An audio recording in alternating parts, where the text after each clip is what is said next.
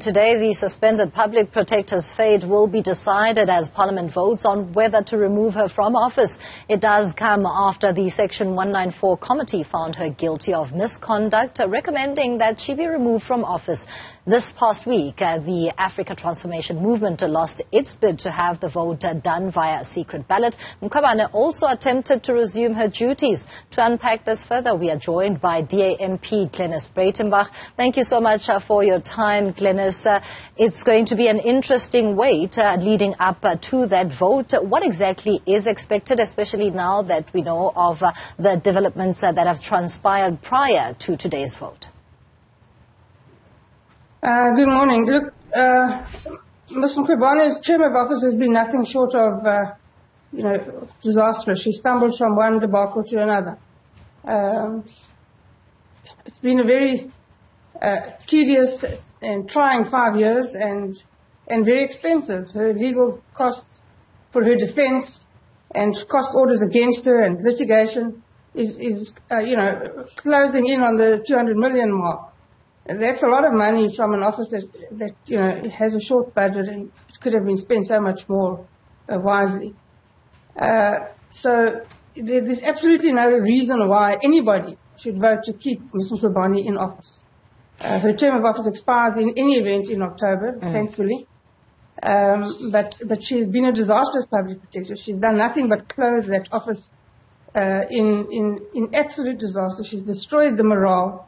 Their ability to get their job done has been seriously impacted, and she has, she's been found by the courts. She's demonstrated, ably herself, but been found by the courts to have a very tenuous, at best, grasp on the law, on the Constitution, and the constitutional framework within which she was required to operate. So, there's no reason whatsoever to keep her in office today. I think the Section 194 committee did a sterling job. They worked very hard. I think under very difficult circumstances, and her behavior in front of that committee, also just demonstrated exactly the caliber of person that we're working with. Her attempt to return to office last week was, if it hadn't been such a shocking disgrace for somebody in that position to behave in that fashion, it would have been hysterically funny. She must know that, one hopes as a lawyer, that the process is far from over, that it will be finalized today in the National Assembly, and that last week it was not finalized, and that she had no locus standi to return to her office. But she also, made the point of making sure that she made a big hoo-ha about it, so that there would be many people waiting for her office. And who arrives for work at 11 o'clock in the morning, for heaven's sake? What a nice job. So Ms. Mkhwebane has done nothing but, stumble from one really massive debacle to another. And it's really time for her to go. Well, Glynnis, she would disagree given how she has fought to stay in this office, and should this vote go against her, are you satisfied that it has, satisfied muster in that should the suspended public protector challenge this move once again in the courts of South Africa, that all the checks and balances have been ticked off as boxes? I'm entirely satisfied that she's been given every opportunity to improve herself, to do a good job, and to redeem herself. Each time that she's received such an opportunity, she's done her very best to mess it up even further, and she's done that very well. The financial taps have now been closed, so if she wants to litigate further, she'll have to do so with her own money, not with yours and mine.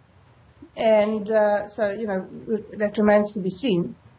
But certainly I think the process has been fair, eminently so, transparent, eminently so.